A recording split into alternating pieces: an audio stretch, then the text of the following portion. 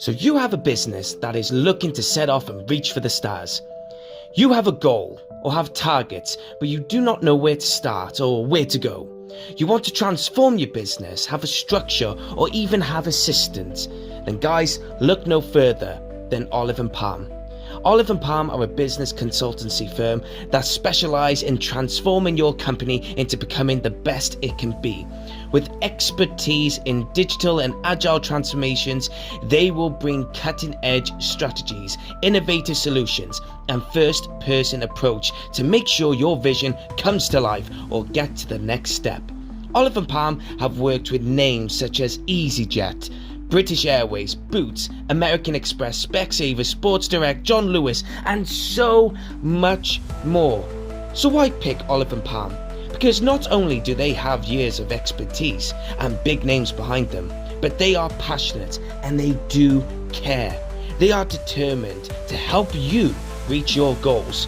So if you want to get in contact with them, dial on their number at 07555 00041. Or you can even email them at molly@palm-olive.com. Again, their phone number is 07555 00041. And again, their email is molly@palm-olive.com.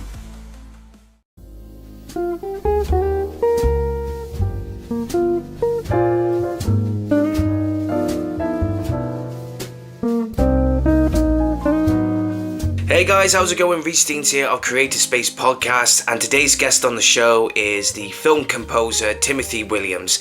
Now, Timothy Williams has done it all. He has been a composer, he's been an orchestrator, he's been a conductor, he's done loads. He's done absolutely everything that you need to have in film when it comes to music. And he has worked with so many people. He's worked with Zack Snyder, he's worked with James Gunn, he's worked with Duvall. He's worked with so many people, and it's really interesting to hear him and talk about how passionate he is about film and music, and how important it is that music makes an impact on the film as well. Especially you got to look at like Jaws, for example. Jaws, without the music, it's sort of half done, if you know what I mean. But we didn't just talk about, film and music. We talked about the art of film and why we shouldn't really have as many remakes or reboots or sequels that are not really necessary. I mean, I just went on a tirade as well. He experienced me having a rant. But what was really funny about doing this podcast episode was that halfway through, I think it was like half hour, maybe 40 minutes into the actual podcast recording, the computer decided just to die on me, and the conversation obviously was held on Zoom. It completely went, so I had to sort of improvise or buy some time, and fair play to Tim Williams. He was so patient, he was patiently waiting for me to get it all sorted out, and he was very generous. He even offered, to come back and redo the episode, even if we had to go through the old questions once more. But we didn't, hallelujah. I managed to save the first part of the podcast, and then the second part was recorded as well. So it gives me a reason to slump in, a bit of the sponsorship in between, and make my editing a bit easier. But without further ado, let's get down to it, because this is what you came here to see. It's me and Tim Williams on Creative Space Podcast. Enjoy, guys.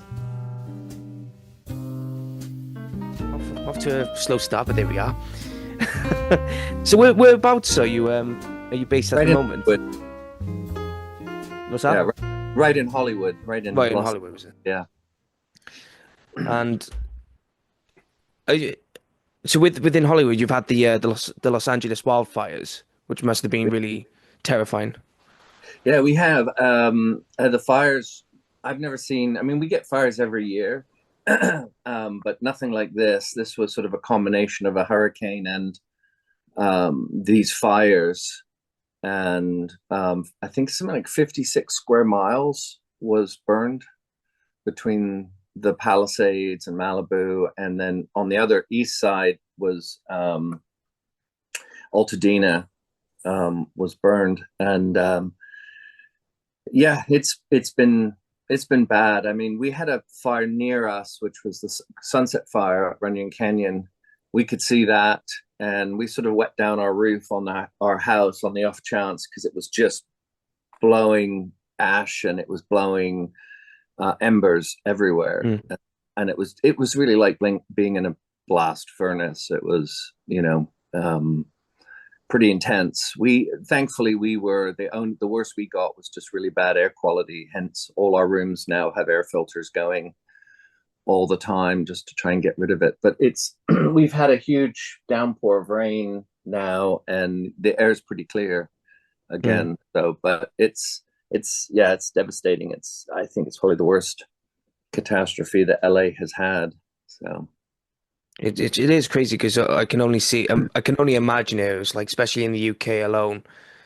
I mean, yeah, we've had some wildfires in the past in the UK, but it's very rare that you'd see right, it. It's I think the last sort of wildfire we ever had, which was in England somewhere, and that was a few years ago.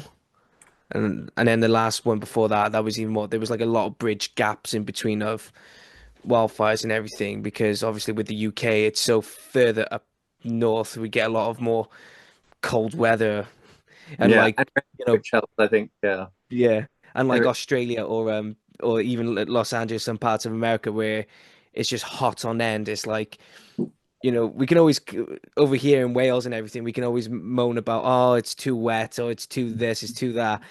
And then someone who probably living in Los Angeles or Australia going, shut up, have you seen our wildfires? yeah. I mean, we get it like maybe 3 days of rain a year, so it's um, everything's pretty dry, and yeah, the problem is once it goes, it just goes. Yeah. And I think what's hard to imagine, certainly even for me, is just the size of it. 56 square miles. I think that would pretty much wipe out London. Mm. I It don't know would how definitely big. wipe out my town. It would definitely wipe out my town. um, it's such a huge area. And I was down on the beach yesterday looking out, and it was surreal because normally you look across the bay from the pier, Santa Monica Pier, and you see all the beautiful homes along the beach in Malibu. They're all gone. There's just nothing there. It's just completely black all the way along the coast. Yeah. A few homes that survived, a few concrete homes survived, but yeah, yeah, it's we're still reeling from it, and I don't think the rebuilding effort is going to be quick.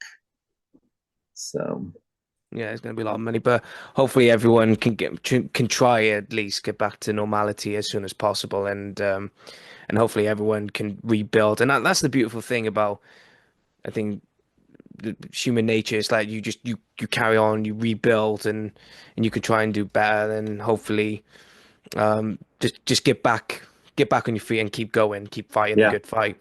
yeah, exactly. Yeah. Well, I've read there's composer, conductor, and orchestrator. So which one would you want to talk about first? Because you've done a lot. um, yeah, they're all sort of flip sides of I think the same similar coin. You as a composer, you create music. As an orchestrator, you take that music and rework it so that a live orchestra can play it, which is sort of a side of things I enjoy. It's very technical and kind of uses the other side of my brain than the creative side. It's much more, trying to make sure the ranges are correct and you split stuff across the groups. And then conducting is, again, it's a lot of fun. You get to stand in front of a phenomenal orchestra and try and shape the music as you're recording it against pictures. So they're all really good. I came to LA from England in 2001, and my goal was to become a composer. And I initially started getting hired because I have a background in orchestral music and orchestration. I kept getting hired by different composers to orchestrate their music after they had written it, and record it. And pretty early on, people began to say, "Why don't you just get up there and conduct it as well?" So, pretty early on, the first one of the first films I worked on was a film called 300, and about Leonidas. And again, that was pretty surreal because, and I did a little bit of additional music on it, but mostly that was Tyler Bates who wrote that. And the thrust of what I was doing was to spend. I had quite a long time to do it, which was nice. It was quite a slow project in terms of the schedule, which I needed because I just didn't have that level of experience. So I got to orchestrate that, and then we went to Abbey Road, and I got to conduct it. And I'll never forget, it was literally my first time conducting a film. And the music in that score, there's very rarely a 4/4 bar. It's all 5 and 7 and really unusual numbers. And of course, I was just beginning, so I was getting lost with and I'd be sort of conducting the orchestra, and I'd look over and I'd see all the violists do this to try and get me back onto the right downbeat, nodding their heads, and so they were very sweet, very supportive, and that kind of began my career orchestrating and conducting. But over the years, I've begun to do more and more composition. So it started initially as doing additional music. So I did a lot of additional music on Watchmen, Sucker Punch, Guardians of the Galaxy 1, 2, Deadpool 2, a lot of additional music, where you're just writing additional cues, but you're not the main composer. And then, the last 5 or 6, 7 years, I've been, doing films as the main composer on it. So that was kind of a shift that took place. And, now I still orchestrate, for other composers in town. It's a nice break. Writing music is very exhausting. You really have to. It's like writing music for film is a bit like acting. You really have to sort of get inside the film and become a character in the film, and it's a lot of fun, but it is exhausting. And so it's nice sometimes just to say, hey, I don't have to write this. It's all written. All I'm doing is just making sure it's going to sound great with an orchestra. So You mentioned quite a few Zack Snyder films as well. Did you ever meet Zack Snyder? oh sure, Uh, yeah, a bunch. I mean, so anytime you record a film, when we did 300 or Watchmen or Sucker Punch, you know um Zach would be, directors are in the room for the recording process. And part of the process is you write the music, you create a synth mock-up of what it's going to sound like. Basically, here's what it's going to sound like with an orchestra, but it's just synths. And so, but it gives them something that they can make notes and change. And hey, when Leonidas kicks this person into the well, could we make more of that moment? Can this be more paced up? So that we go through that work process of trying to create the cues. And then when you're in front of the live orchestra, they're now hearing it in a slightly different way. The scale of everything becomes much bigger. Suddenly, the brass is huge, the strings are huge, and so there's a slight shift for the better of how everything's sounding, but sometimes small details need to be adjusted as you're going.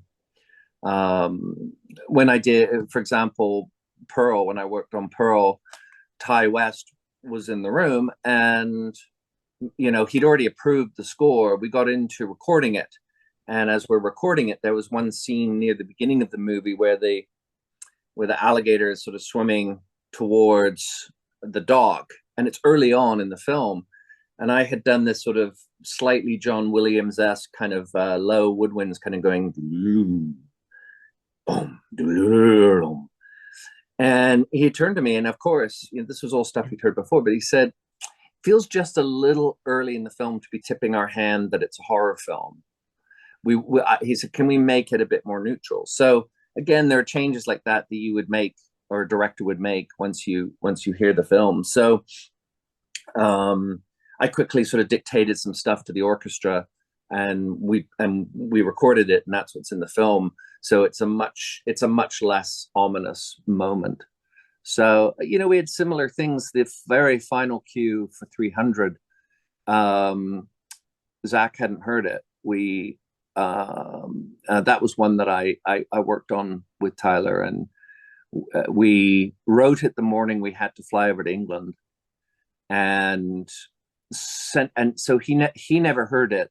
We were just right up against the clock on that one. So on the plane flight over to London, I orchestrated it. I landed and I basically went send to the Abbey Road copyist, and the next day we were at Abbey Road recording. And so the first time Zach got to hear that final cue, Leonidas dead, that beautiful sort of shot from above of everybody dead, and then you have that speech that finishes the film. And again, it was the first time he heard it, and absolutely loved it. Had a couple notes, and so we made those adjustments. And my whole thing with that cue is, I said, I really want to do it in one take. I don't want to, because what you can do is you can do chunks of a piece and cut in and all that kind of stuff. And I said, but this piece needs to sort of start and build and build and build to the final shot of the army running towards the camera and that big kind of hit at the very end of it. And I said, it needs to feel like one thought. So we recorded it once. We managed to blow the desk because it got so loud at the end. Everything went into the red, distorted. So engineer comes on and says, can we go again? I need to adjust some levels here. So he sat and sort of adjusted some levels of the microphone so we wouldn't blow it out. We did a second take, and it's a 3 or 4 minute cue. It's a long cue to get right, for an orchestra to get right. And they did a phenomenal take. And I just said, let's just do one more. We did one more of the whole thing. And that's the one that's in the movie, is that third final take. But yeah, the director always sits in, because there's things as they're listening to it potentially that could feel or sound different than the demo, and they might have some rethinks of something. So yeah, the director's always there, and that's part of the fun. It's one of my favorite parts of the process, because in general the directors knows the music, they've signed off on everything, but this is really where you get to work with live players, and you can change stuff so quickly and easily when you have the live players. You can try things out, and Did you ever, when it came down to whether it be composing, conducting, or whatever, and of course when you're doing the score for the film, you got the footage, so you can see what's going on and how you can equal the scene and the intensity of the music. Has there been a time, like a humorous moment, where I know you're trying to be professional and everything, but has there been a time when you're looking at the footage going, "Oh, no way, that happens"? it's it's like, there really? yeah, that happens actually a lot, because often the work cut that I see is not anywhere near as nice as what's finally projected while I'm recording. By that point, there's a lot of visual effects that have been added. Watchmen was one where that happened. We were doing the scene, and suddenly there was it was all filled in with spaceships and people firing, and Guardians of the Galaxy the same. There was a lot of additional sort of visual effects that were in place, and you suddenly look at it and you go, wow, that's amazing. If I'd known that was going to be there, I would have done this. But you don't get to see visual effects. You just see it's just green screen when you're composing. You have to sort of imagine what's going to be there. The one movie that really shocked me, though, and I was just the conductor on it, I got brought in to conduct, was It. I conducted It. And honestly, I was trying to conduct it, but I kept looking up and seeing these terrifying shots. And it really was one of those films where, I just couldn't look at the screen while I was recording the movie. It was because I hadn't seen it. It was just too terrifying. So it's such a good film. But again, really fun to help craft and shape those scores. Even as a conductor, you get to have some creative input into how it's sounding and how you're shaping the music. You mentioned Deadpool 2. What capacity was you when you were working on Deadpool 2? What was you doing? So that was I did additional music. I wrote some of the music for it.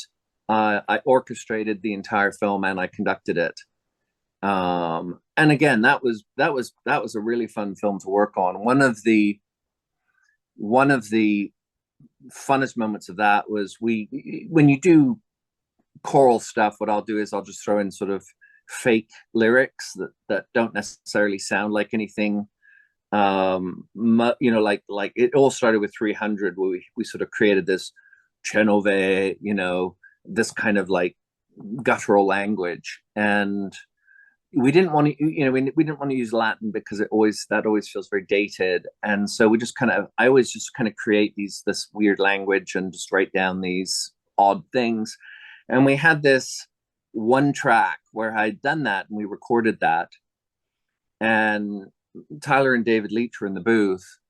And Tyler came running out and he said, "I've just had an idea," or David Leitch has just had this brilliant idea. Can we change the lyrics to this song to describe what we're seeing on screen? And it was the Juggernaut scene where he's huge and he's coming out.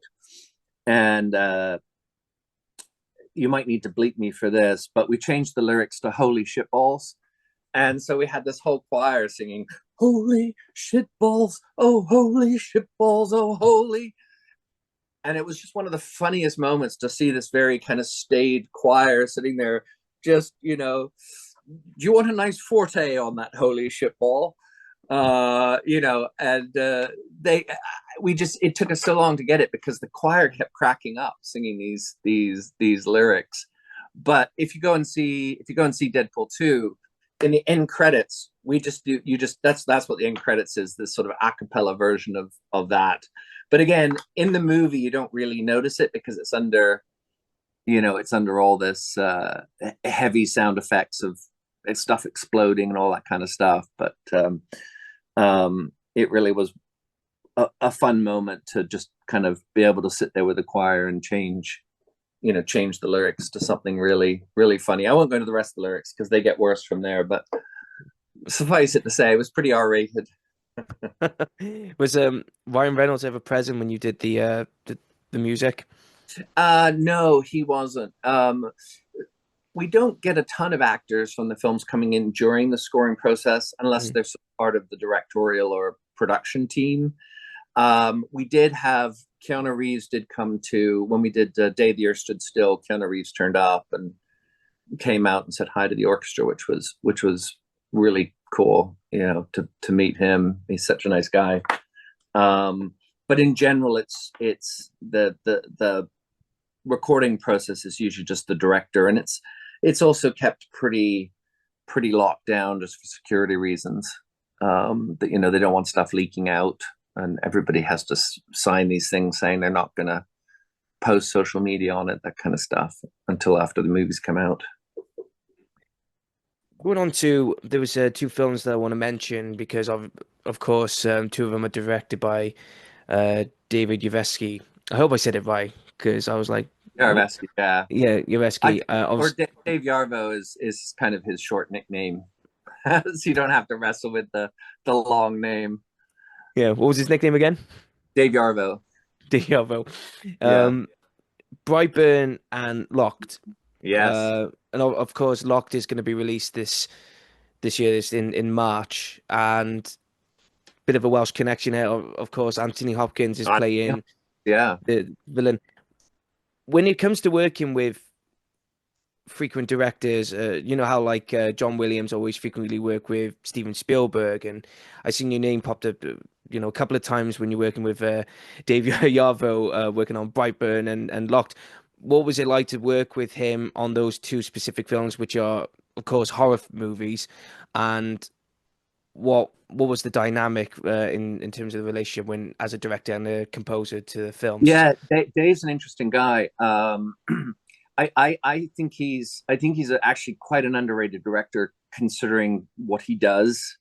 And I'm really excited about Locked, which opens March 21st. I Working on Brightburn was an amazing film. It's written by James Gunn's brothers, and and James Gunn produced it. And James Gunn, being, if people don't know, he's the director of Guardians 1, 2, and 3, and it now heads up the DCs. He's the director of the upcoming Superman movie. He is so Dave Yarvo was kind of being mentored by James Gunn, and Brightburn was the result of that. And Brightburn is this sort of cult hit film about a young boy, and the premise is, what if he were Superman, but Superman, instead of becoming good and being a superhero, was actually evil? And what would that look like as say a young boy suddenly discovering he had this power, and but trying to sort of, and one of the clues you get early on is in a school scene when he's talking about the difference between bees and wasps. And bees are obviously very productive and create honey and all of that kind of stuff, but wasps come in and take over nests. They basically come in and take over, and they're very predatory, so they're completely opposite from bees. And it was a really clever kind of image of what this boy was really an alien predator versus someone who'd come to the earth to help mankind. And really clever premise, really interesting storyline. And Dave is very, very specific when it comes to music. I think of all the directors I've ever worked with, he's probably one of the ones that, for him, music is so incredibly, I mean, obviously music's important to every director, but for Dave, he's very specific about what he wants, and so trying to find the language of the film is quite tricky. But the nice thing about working with a director multiple times is you can develop a shorthand, and you also understand what they're looking for. So I knew going into the process of Locked that there was going to be, it was going to take some time to find the sound of the movie. One of the early challenges that Dave gave me for Locked was, because the movie takes place, it's Bill Skarsgård trapped in a car, and Anthony Hopkins kind of is a little bit of a return to Hannibal Lecter, as this guy who's basically fed up with people stealing cars, and he's sort of trying to get justice and trying to actually flip the tables on. So Bill actually kind of plays this idiot who gets caught, and it's a great role for Bill. It's Bill's in the car, and it's such his acting, it is so good. And it's really, the focus is on him for like at least half the film. It's kind of just him, and you only hear Hopkins's voice over the intercom into the car. So the idea was to sort of create this sense of claustrophobia, of being trapped, and the sort of the relentlessness of time, of being inside this car, being effectively tortured. And so Dave challenged me and said, could you do it with just percussion? Like, could you make a score with just percussion? And I said, okay. I cheated a bit, because I did sort of have a mallet on the piano and sort of pluck the piano and that kind of stuff to give it a little bit of tonality. And then as the movie progresses, there's more synth elements and a little bit of orchestral elements as you kind of get deeper into the film, just to give it a bit more size and scope. But again, it's I think that's one of my favorite parts of being a composer, is collaborating with directors. And so often I prefer, sometimes directors just don't talk about music. They talk about what people are meant to feel, what the characters are experiencing. And sometimes those kinds of words will trigger an idea in my mind.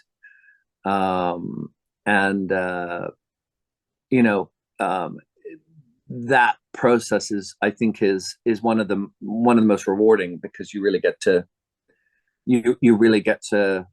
certainly on a second film, you really get to know the director better, know what they're going to like, and go on this kind of journey, this journey of exploration together. So, but that's what I kind of, those are sort of the questions I'll ask the director, is what's the character feeling here? Those things, those sort of emotional ideas tend to trigger my thought process better than, oh, what kind of music do you hear here? That's really helped me very much.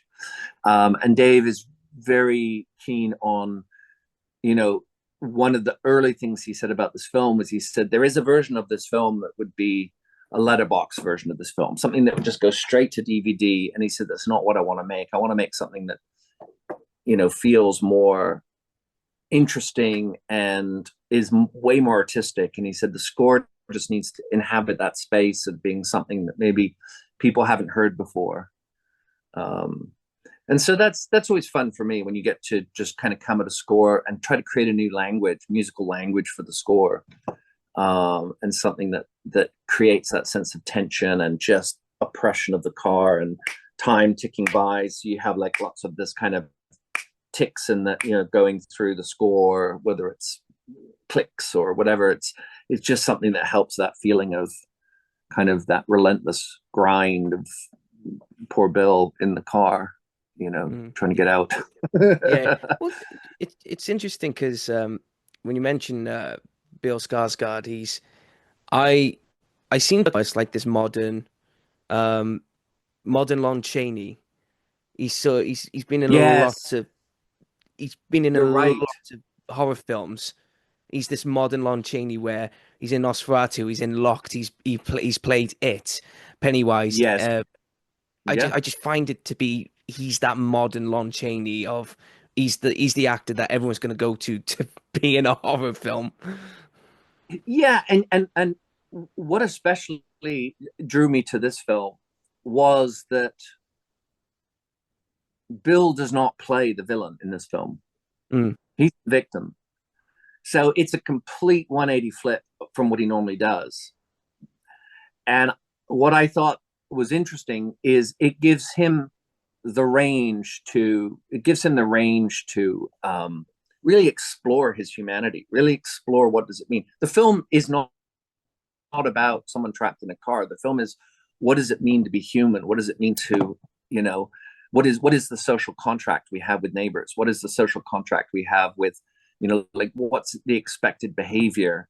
And if one side doesn't honor that contract, what can the other side do? That's kind of the one of the themes. The other theme is this idea of an urban jungle that Anthony Hopkins was really involved in sort of trying to help create the character and talked about this sort of what is the urban jungle? We're living in these sort of theoretically civilized cities, but how close are we to anarchy? How close are we to tipping into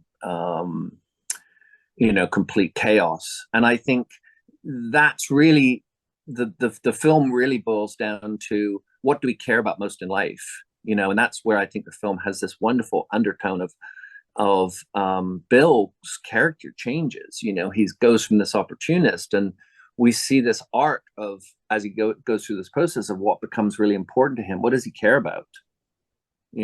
How important are people in his life, friends, family? What do those? How does his behavior impact those people? So that's what I loved about it. Is it's a really intense thriller, but there is this wonderful kind of character development that takes place really in both of them. It's really just the two of them. I think it's a brilliant idea to it's a very dangerous thing to have one actor in one set for a movie. And in this case, you have Anthony Hopkins, so there's times when you've got two actors on one set. It's a very difficult thing to pull off. It's very dangerous, but ultimately it comes down to the acting exercise. And Bill is riveting. He's absolutely riveting in this. You just care about him, and you just kind of go through, and it was similar to Mia Goth. In Pearl, I don't really understand how she didn't get an award nomination for that performance because in Pearl, she plays this psychopath who you genuinely care about. You genuinely relate to her and care about her.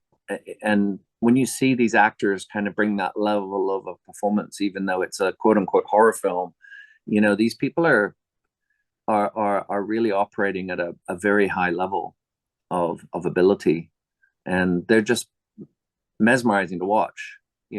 To pull something like that off. So I'm excited. I'm excited for people to see what Bill can do, and I think Lon Chaney is a great example because he did so many phenomenal roles. Even in the Hunchback of Notre Dame, he plays this character who's highly empathetic. He's a monster, but you care about him. You know, Mm. I love those. I love horror films where you really connect with the character and can empathize with the character, because I think they're much more heightened if you care about the characters and you care about their journey. So you have a business that is looking to set off and reach for the stars. You have a goal or have targets, but you do not know where to start or where to go. You want to transform your business, have a structure, or even have assistants. Then guys, look no further than Olive and Palm. Olive and Palm are a business consultancy firm that specialize in transforming your company into becoming the best it can be.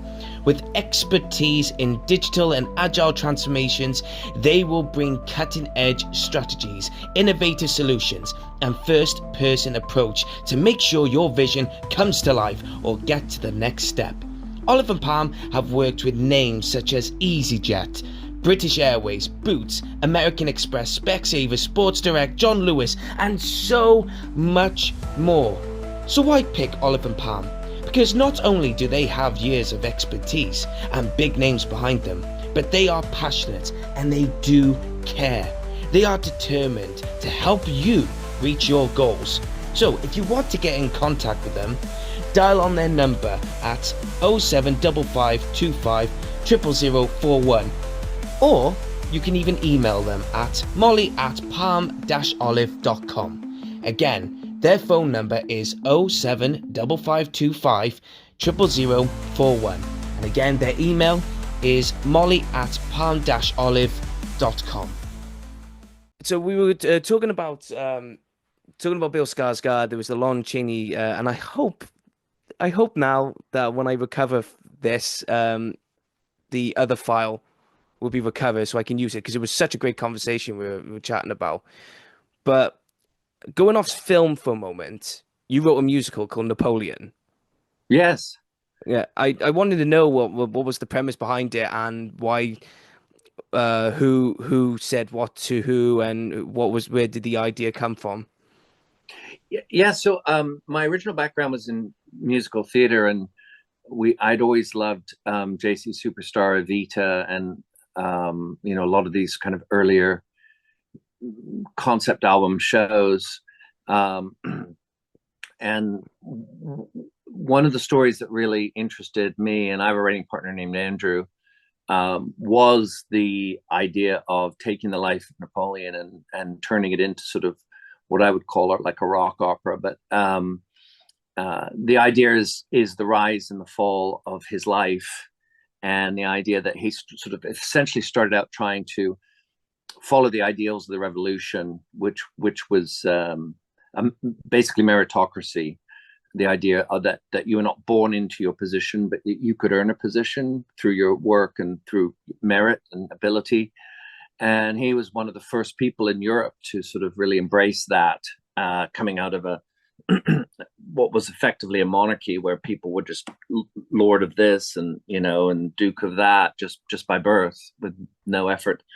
And but in his life, what happens is he kind of, and it's sort of, we did it like a Shakespearean drama where the flaw is ambition, and Act 1 ends with him crowning himself emperor and sort of declaring it's an empire, and effectively doing the same thing where he wanted to preserve his power through a dynasty, or a dynasty, however you pronounce it.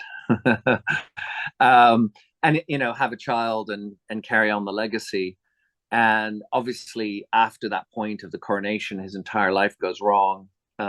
Josephine, who is the love of his life, can't have a child, so he, for the good of the nation and whatever, has to remarry. And we have Russia, which was part of a big global campaign of taking over the world, and that goes horribly wrong. And then obviously his ultimate failure at Waterloo, which we all know historically, and then his exile. But we wanted also to tell it a little bit like Amadeus and Salieri, where there's a very famous political figure called Talleyrand, who basically, Napoleon's genius was on the battlefield. He was just an incredibly sharp, like almost autistic in terms of his ability to plan, how a battle would go down. And so we wanted to focus on this sort of character of Talleyrand, who is almost like, if he's the rock star, Talleyrand is the manager, trying to control him, trying to help his career, but effectively being the one that can't control him and watches him implode his life. And so we actually did a production in Canada in 1994 that did very well. We got picked up by Duncan Weldon, who is a British London, well-known London producer. So we did a production of it at the Shaftesbury Theatre in 2000. And then 2015, we got invited to NYMF, which is the New York Music Festival. And we did we decided to do a really fun kind of stripped down goth version of it in New York at the Signature Theatre. They only do like 5 performances of it, but we did it, got great reviews. And then a producer in Korea really got interested in it, and he did a production in 2017. He then had this idea of actually having a French cast come and do it. And so in last year, I think it was 2024, was it 2023? They did a huge French production of it in Korea that did well. And at this point, I think there's been like 7 productions of it. There was a amateur production of it in the Netherlands, and there's been a few other sort of amateur productions of it. So, but we wrote it in '94, and it's exciting to watch that it's still getting performed and being done. But it was, I've always loved film music, but I've also always loved musical theater, and that's been something that, there's an expression in musical theater is you can make a killing, but you can't make a living. Yeah. Theater is very do or die, and after London, that was when I moved to LA to try to begin a career in film music, because at that point I was thinking, rather than sort of gambling everything on a musical, I wanted to have something where people would actually pay me for the job, and I would do the job. And it's still somewhat of a gamble, because you never know when you go into a film which ones are going to do well and which ones, when I worked on Get Out, I watched it and I thought, well, this is a great film, but I was pretty convinced it would sort of be buried in Netflix somewhere and no one would ever see it. And then suddenly it exploded. Yeah, it's always been like a thing, hasn't it? Because Netflix have always tried to go into that. They've always tried to push into the distribution of, let's get Oscar nominated or Oscar winning Yeah. films on the go, but then it's sort of imploded on itself. I know they've had like Roma, or is it Roma or Yeah. Rona? Yeah, they've had Roma, Roma. they've had the Irishman, they've had maybe 1 or 2 others. I just can't think at the top of my head. But it just seems to me, from what I've seemed to be gathering, that a lot of filmmakers, a lot of people have said it's going to go into that Netflix dungeon where, oh, if it doesn't do well in the cinemas, if it doesn't do well in this, we can always just chuck it onto streaming platform of Netflix. They'll just buy it. And it's like, that's sad in some ways, of how the film's like, yep, there you go, Netflix. Do whatever you want with it. Well, I think that's the current crisis of the entertainment industry.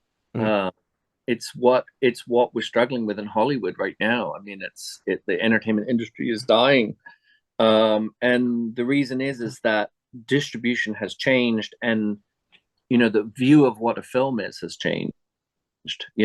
One of the most recent examples of that was Barbara Broccoli, who is Cubby Broccoli's daughter and runs the James Bond franchise.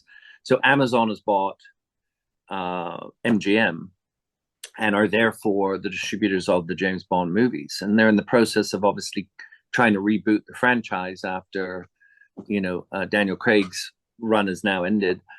They're trying to reboot it. And she walked out of the meeting and said, these guys are idiots, because they were referring to it as content. And she said, James Bond is not content, it's art. The Yeah. James Bond films are art. They're not content. And then they were also talking about, oh, we want a whole James Bond universe like the MCU. And, we want to have spin-offs, and we want a series on Q and a series on, and, when you look at the legacy of James Bond was one of the things that got me really interested in doing film music, you know, because those films were, to me, phenomenal. They just transported you to kind of like, that's what films did, was all those films were just like Godfather and Apocalypse Now and these just incredible films that came out that were, just defining. You just created this, this journey. And that's been the massive shift in Hollywood, has been now with the advent of streamers. It's looking at it as content to fill the space.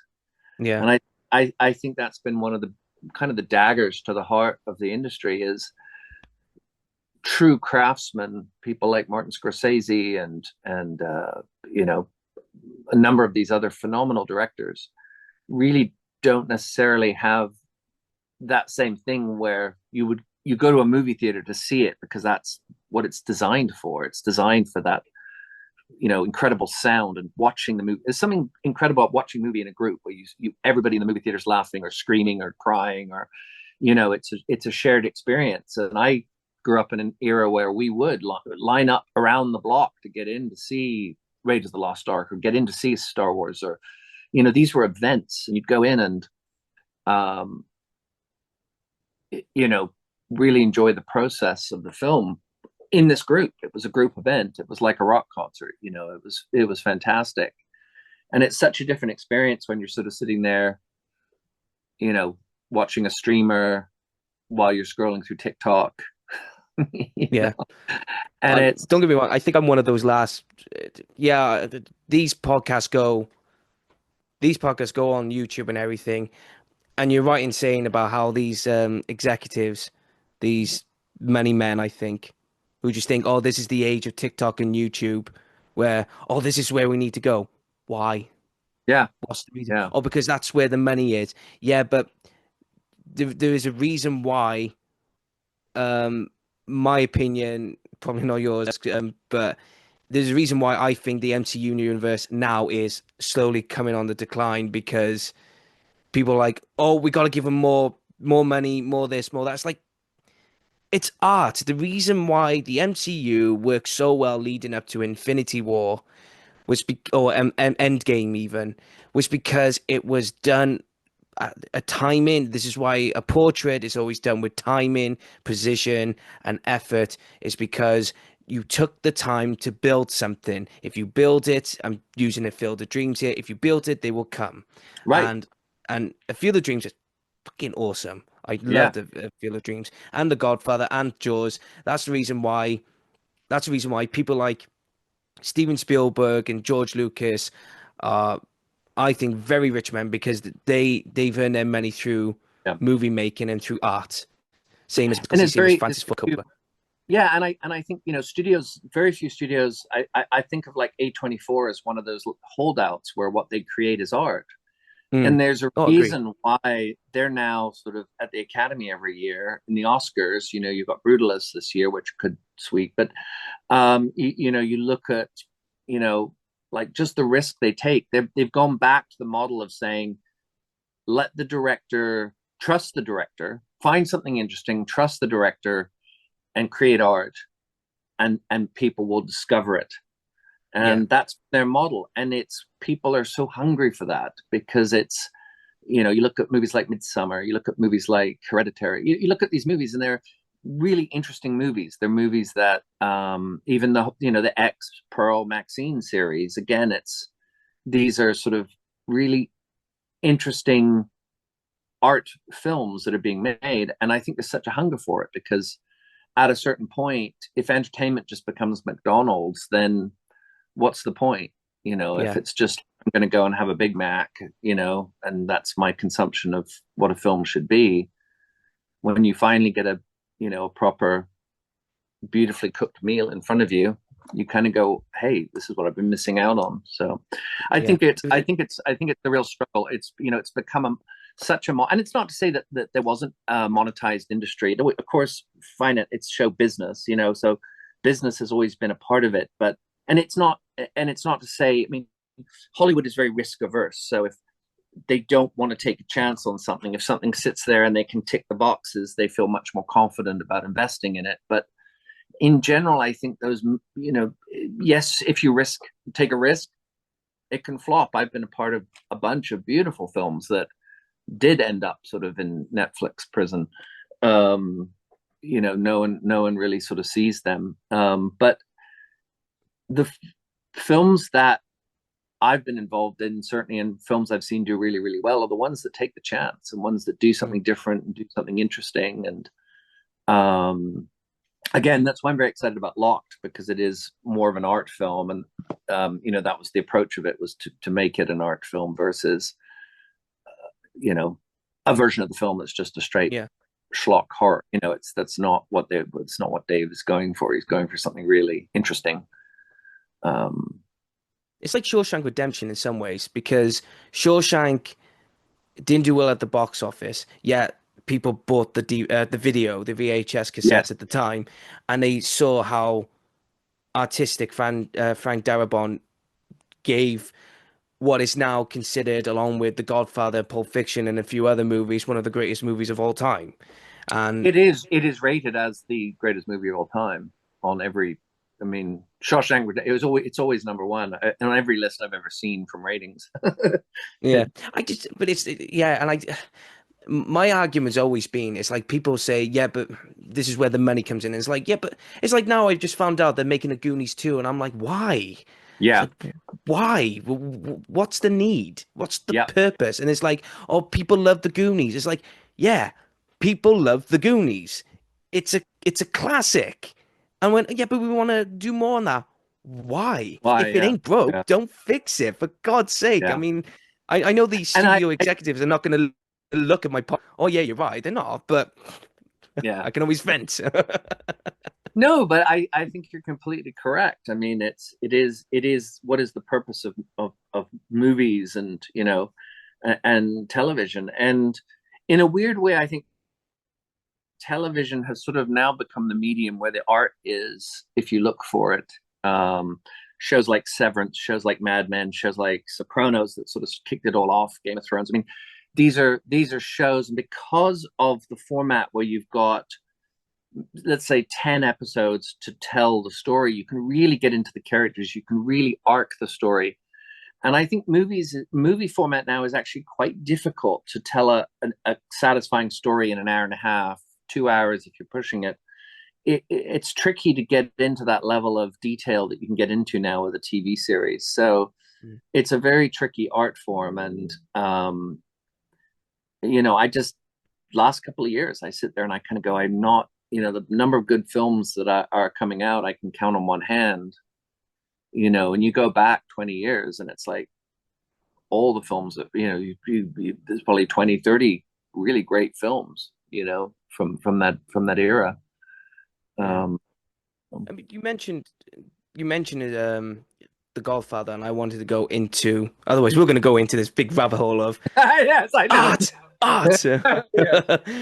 But I mean, I would anyway. I mean, I'm passionate about cinema. I mean, I went to the cinema last night with my fiance. It was our anniversary yesterday, so we went to watch Bridget Jones's Diary, the new one, and I was like, I cried 3 times, and I was like, there are sequels that, it's like with Bridget Jones's Diary, a lot of people say, yeah, but where do you stand with those sequels when compared to the other ones? I was like, yeah, but the differences between Bridget Jones's Diary and is that the author wrote multiple books and every single movie was good, and it made sense. It's about her life and how she's grown and changed and adapt. If you're going to make a reboot or remake or sequel to, it was a funny one. I think it was Jimmy Fallon. I think it was either Jimmy Fallon or Jimmy Kimmel. One of them. They took the Mickey out of the reboot that Disney were doing, and and said in the song, "There she goes, this bell." It's the woman who says, "I need 6 eggs," and someone said, "Oh yeah, they're going to do a reboot and a spin-off of her because they've run out of ideas of a Beauty and the Beast franchise." Right. And that's kind of what Barbara Broccoli was talking about. It's like, there's not, we, yes, you can do a spin-off on Q. Yes, you could do a spin-off on Moneypenny, but that's not really James Bond. the point of James Bond. It's um, yeah. But anyway, yeah, that's a whole nother conversation. But it is something. Literally, it's like for the art. It's definitely no, but definitely something that is impacting Hollywood hugely, hugely. And there was a point where you wonder where the great films are and the great filmmakers are, in a sense, Yeah. and do those people get that opportunity that they used to have to create something that's purely their vision without compromise?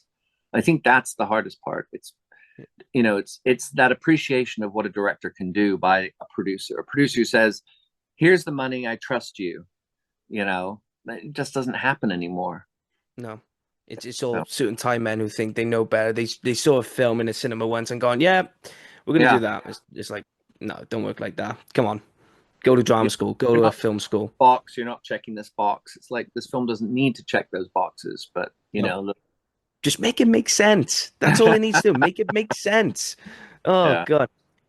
One actor, obviously, you mentioned The Godfather. There was an actor in there, Robert Duvall, directed film Wild Horses. You did the music.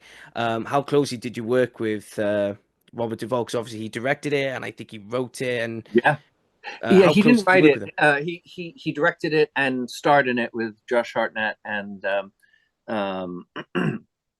his wife Luciana was in it, and James Franco was the third.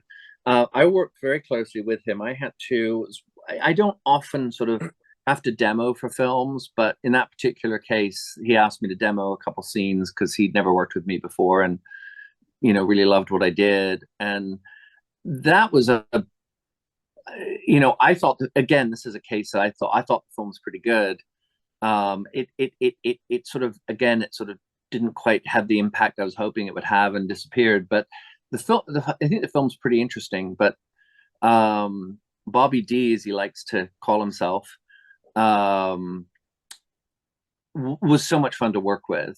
And I initially was kind of expecting the apocalypse now, uh, or the consigliere to walk in, and so I was very intimidated by the idea of, okay, I'm scoring a film for Robert Duvall. But he's such a nice guy, really easy to chat with, and we had a blast. I mean, his aesthetic is, again, that's part of my job, is to work out what is the aesthetic of the director and serve the film and serve the story. That's my number one job. A lot of people get confused and think, oh, you're a film composer. People must walk in and say, oh, what do you want to do with this? And let you do your thing. And it's like, no, that's not it at all. I have to find out what they want, find out what their aesthetic is, and how they see the music supporting their film. And but his comment to me was always, not too much, not too much. Anytime I would do anything that was getting a little too emotional, or a little, no, not too much, not too much. It was very funny. And yeah, his nickname for me was Music Man. So he'd always go, "Hey, Music Man."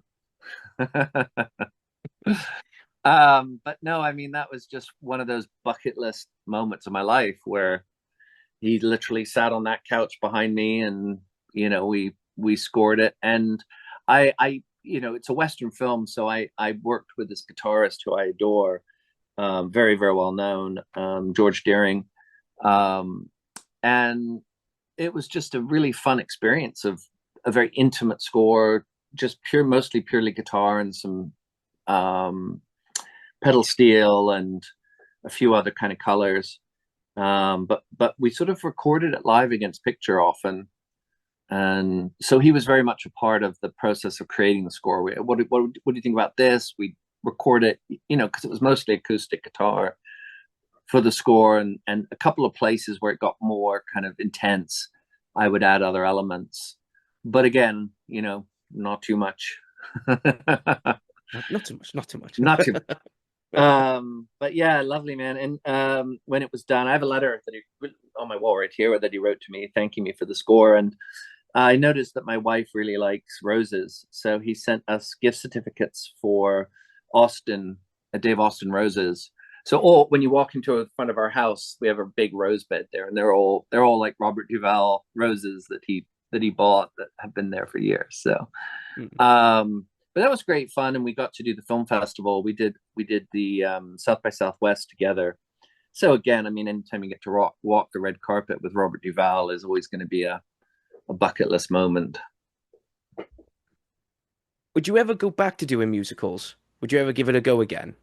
Oh, sure. Every time they've done a performance of our show, we've always gone in and reworked stuff. You come back to it sort of 20, 30 years later, and you obviously have different ideas about what it could be. And so every version we do, there's always some changes that we make. But I'm currently working with uh, a young, really amazing band. They're kind of like a goth metal band. And we're just in the process of beginning to sort of try to create something that we think could be pretty interesting, something different that people wouldn't necessarily have seen on Broadway or in a musical theater before. Just sort of trying to reinvent the approach of it to make it super theatrical, super interesting, but with maybe kind of a darker, more fantasy based type musical theater show with slightly, or significantly heavier kind of music than you might hear than on Broadway. So Yeah. that I'm just starting that process right now with a young, really talented young band. So we'll see where that leads. But you know, musicals are telling stories through song and music, and films are telling stories through music. So both to me are it's that sort of general principle of creating something that helps tell a story through music. I think that's Mm. what's always attracted me to film and musical theater is how do you tell a story, because music is so three-dimensional. There's so much you can convey with very, very, through a theme or through the way you've orchestrated something. You can convey love, you can convey fear, you can convey adrenaline, aggression. You can convey joy and peace and all those kinds of different emotions. Music is such a subconscious language, and I love that idea of being able to sort of tell a story through music, where the music alone can create images in your mind or create a scenario in your mind. That Mm. for me is part of the fun of doing it, because it has that sort of additional element, where you get to engage your imagination. Or in a film, it's being filled in for you. But music does a lot. There's a classic film school exercise where they show the sort of picture of these ankles, this woman with high heels coming down the stairs, and you just see the ankles and you see the stairs that she's walking down. And the first thing they do is they kind of score it with this kind of comedic, lighthearted music. And they go, "What's this film?" And people will go, "Oh, it's probably a rom com, or it's some kind of comedy." And then they score it with this kind of very, very scary, like horror music as she's walking down. And then they say, "What's the film?" And they go, "Oh, someone's going to jump out and kill her," you know.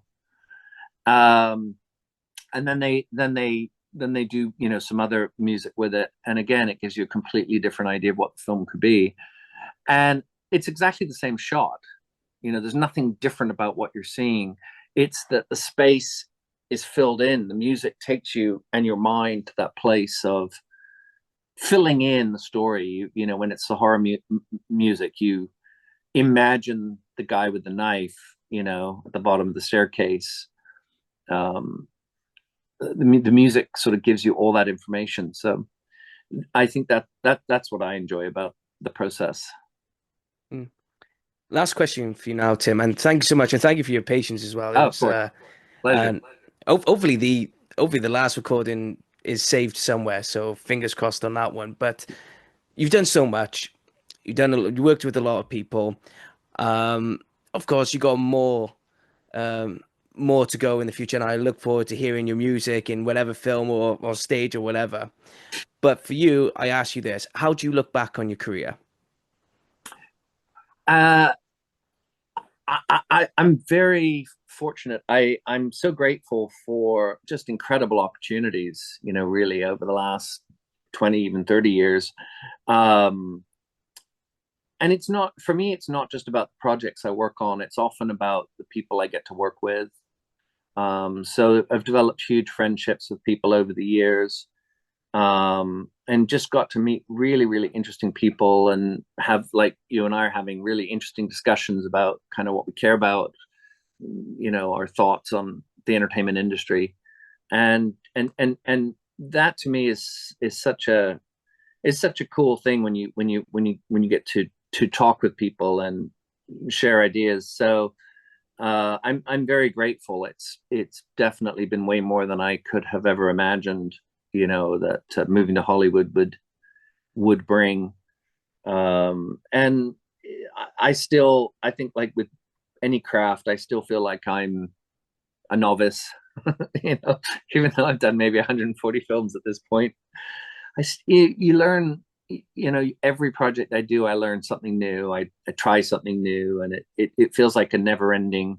There's new plugins coming out. Oh, that's cool. I'll throw that on that. This does this. Oh, that's amazing. New synthesizers coming out, just new toys.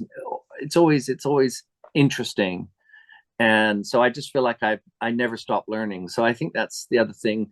Ultimately, if you get to do what you love as a job, I don't think there's anything better than that. So.